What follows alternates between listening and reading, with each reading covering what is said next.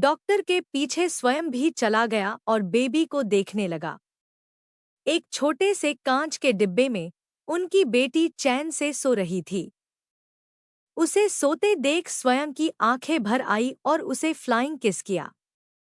सरला जी भी वहीं आकर खड़ी हो गई और स्वयं से पूछा, चट मांगनी पट व्याह के बारे में तो सुना था, यहाँ तो 2 घंटों के अंदर लड़की को प्रोपोज कर ली, शादी भी हो गई और बच्चा भी आ गया। उनकी बात सुन स्वयं हंसने लगा। मम्मा आप भी ना कुछ भी कहती है, खुश हो स्वयं? सरला जी स्वयं को देखते हुए पूछने लगी। बहुत ज्यादा, स्वयं ने कहा। और तुम्हारे घर वाले? क्योंकि मैं रूही के पापा को संभल लूंगी, पर तुम्हारे घरवालों को क्या कहोगे?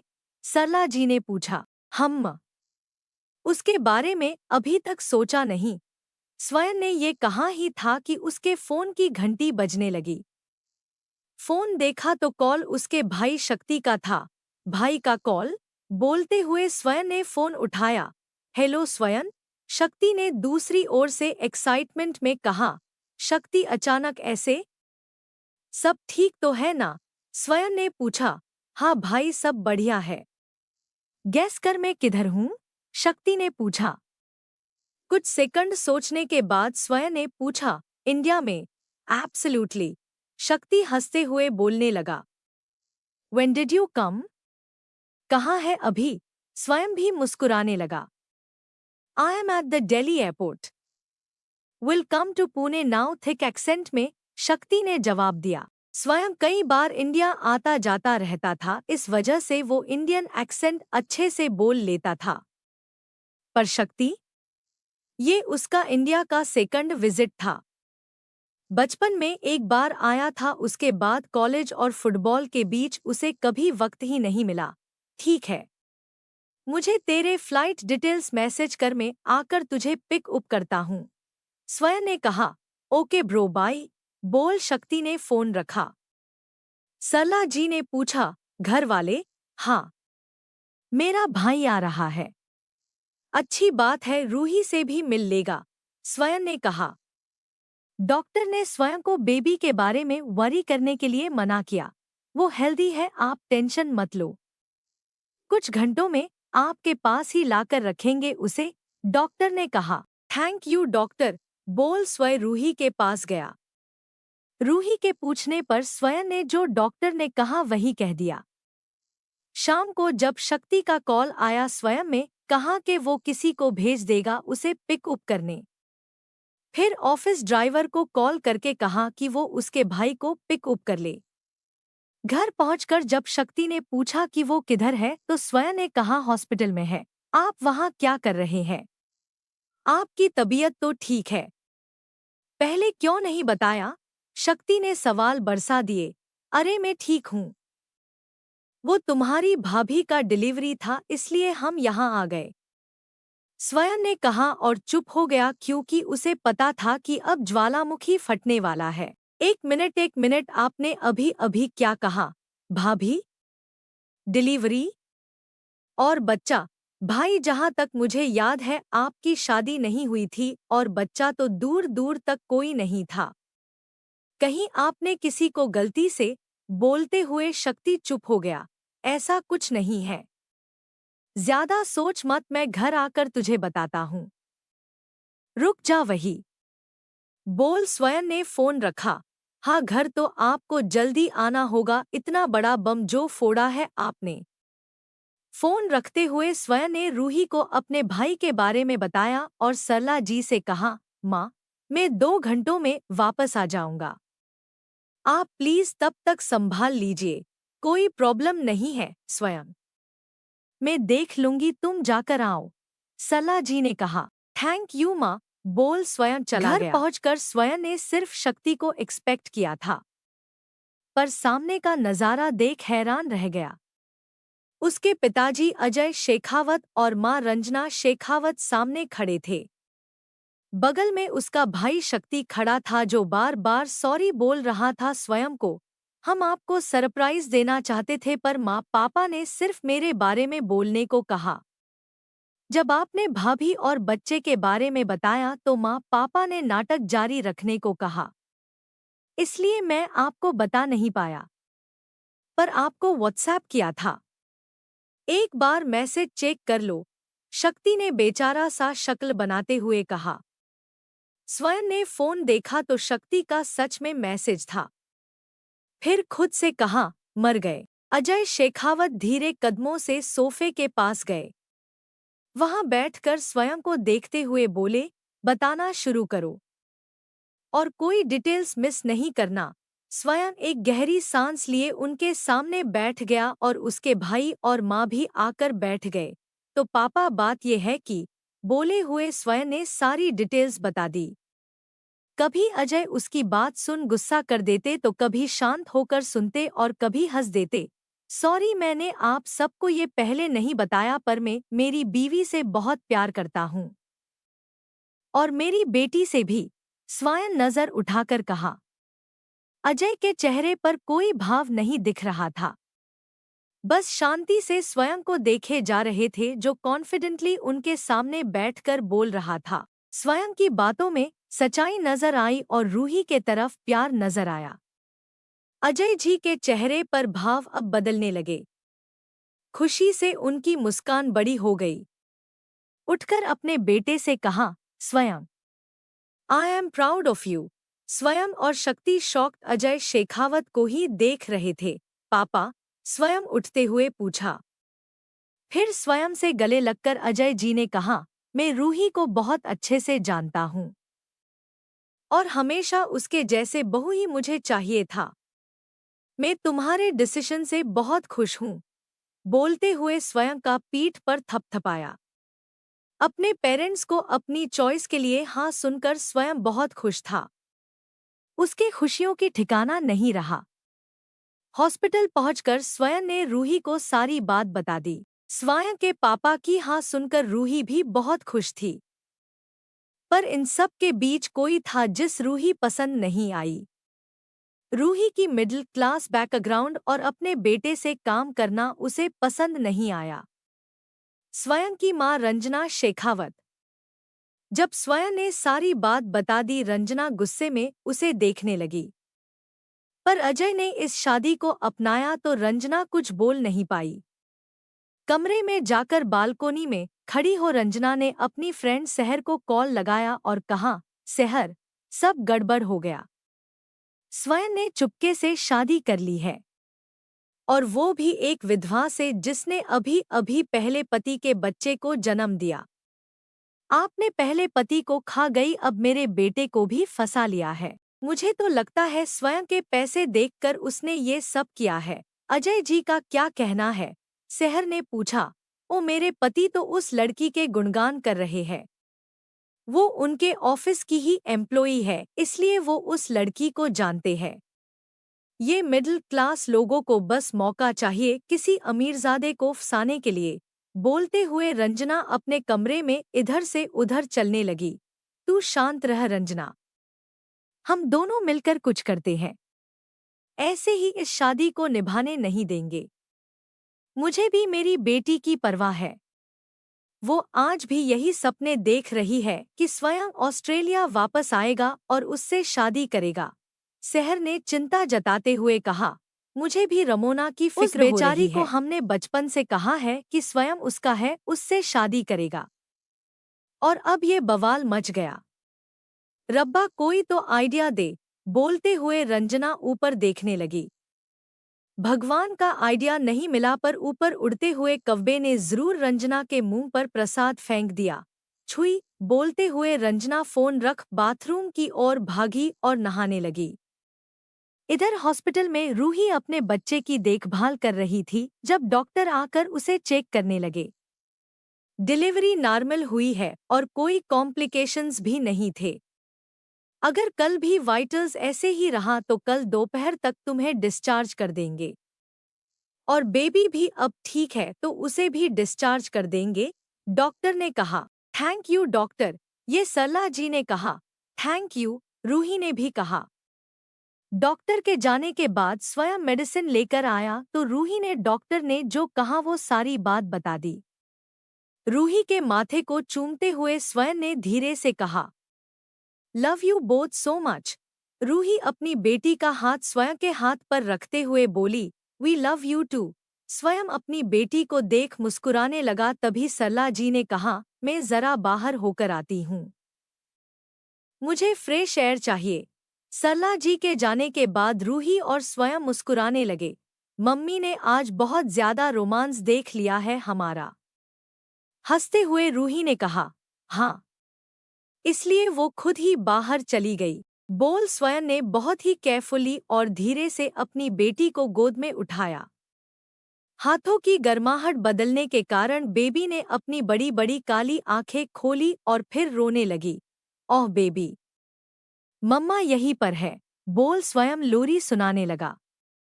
स्वयं को इतने अच्छे से गाते सुन रूही ने पूछा, तुम्हें कैसे पता लोरी सुनाना? बचपन में दादी गया करती थी।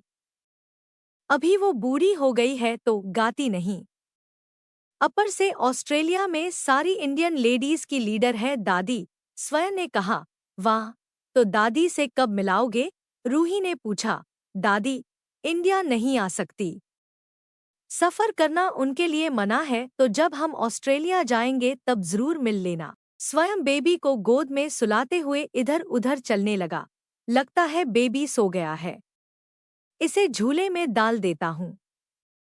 वैसे बेबी का नाम क्या सोचा है तुमने? स्वयं ने कहा, वैशाली। वैभव हमेशा कहता था अगर लड़की होगी तो उसका नाम वैशाली रखेगा। अगर तुम्हें कोई प्रॉब्लम नहीं है तो। बोलते हुए रूही चुप हो गई। वैशाली। बोलते हुए स्वयं ने बेबी को एक छोटा सा कंबल ओढ़ा और रूही के पास जाकर बैठ गया। परफेक्ट नाम है, मुझे अच्छा लगा। स्वयं रूही के बाल पीछे करते हुए बोला। स्वयं ने फिर से रूही का मान रखते हुए उसकी बेटी का नाम उसके असली पापा के नाम से जोड़ दिया। वैशाली मेरे और वैभव की बेटी है, पर वो वैशाली स्वयं शेखावत के नाम से जानी जाएगी।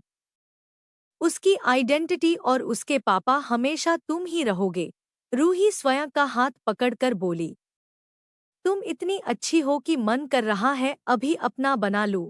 बोलते हुए स्वयं उसके माथे को चूमने लगा। हम लोग शायद दुनिया के पहले कपल्स हैं जो साथ होकर भी सुहागरात अगले 4 महीने तक नहीं मना पाएंगे। बोलते हुए रूही हंसने लगी। कोई बात नहीं, अगर इतने दिन पेशेंटली वेट किया है तो 4 महीने और ही सही। बोल स्वयं ने रूही को गले लगाया। बाद दोनों खाना खाकर सो गए। सरला जी भी घर चली गई। रूही आज पूरी तरह थक गई थी, अब उसे बस नींद की जरूरत थी। अगली सुबह डॉक्टर ने दोनों का चेकअप किया और डिस्चार्ज पेपर तैयार किया।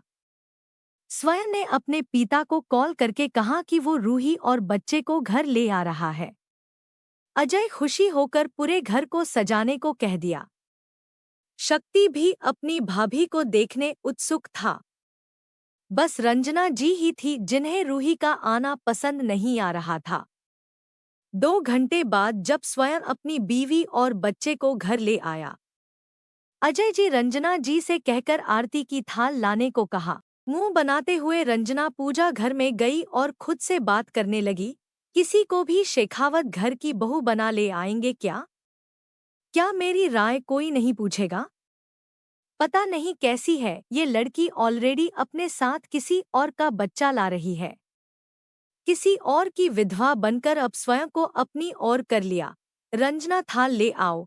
अजय जी ने फिर से आवाज लगाई। आई। बोल रंजना ने कोसते हुए आरती की थाल ले आई। फिर झूठी मुस्कुराहट से रूही और बच्चे की आरती उतरी और गृह प्रवेश किया।